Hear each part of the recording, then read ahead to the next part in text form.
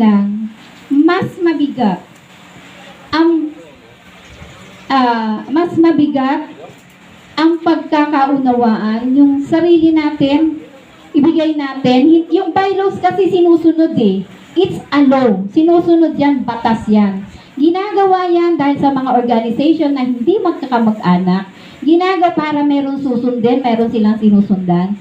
Ginagawa yan sa mga asosasyon para meron sinusundan dahil hindi sila magkakamag-anak.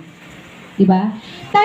Kaya nga sabi ko, ibilang natin ang ating mga sarili na magkakamag-anak. Yung goal parati ni Lolo Carias, pagkakaisa. So sabi ko, kailangan pa ba ng laws, bylaws? Hindi ba mas magandang ang laws natin, ang bylaws na lang natin, ay kung ano yung napag-usapan mula sa puso for the meantime. Kasi mas marami pa ang maibibigay ng pagmamahal eh.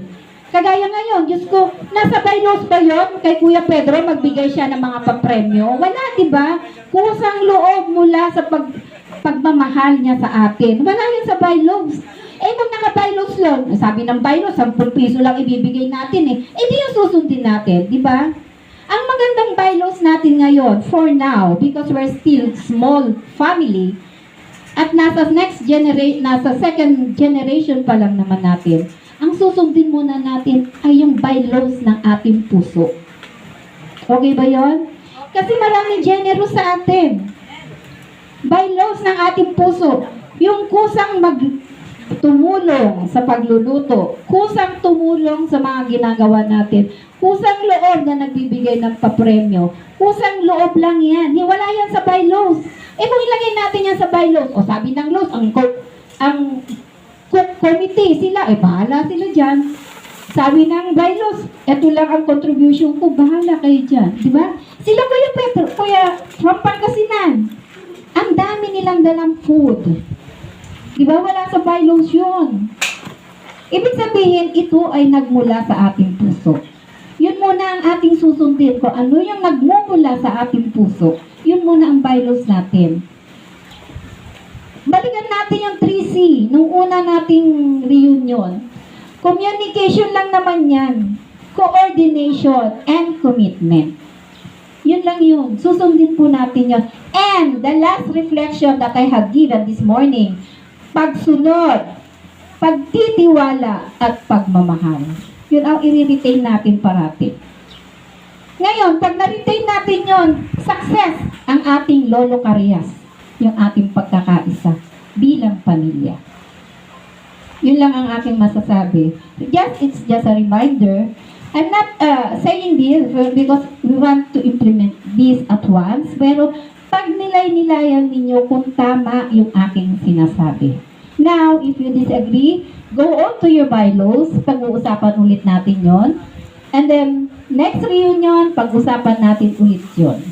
Kung kailan at paano na naman. Yan. Kailangan talaga ng communication niya, cooperation, and commitment. Yan po. At higit sa lahat, ang pagmamahal ng bawat isa. At siyempre, sinasabi ko nga yung GC, para tayo ay dumami, kasi nga, kahit tayo ay walong magkakapatid lang, walo ba nga tayo? Walong magkakapatid lang, ay dadami at dadami din yan. Okay? Wala pa yung dalawang pamilya, tama, dalawang pamilyang wala, no? Dalawang pamilya ang wala. So, pag dumating sila, lalo pa tayong dadami. So, dapat, ang nais ko lang, ang wish ko lang, my observation and my assessment today, our reunion, sana po, hindi ganito ang ating numbers. Okay?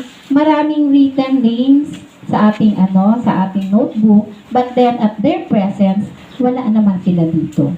Siyempre, naiintindihan po natin na pagod sila nagluto, nagpuyat, so on and so forth. Siguro ang mga officers ang sasagot niyan kung paano maiwasan ang mga ganung bagay.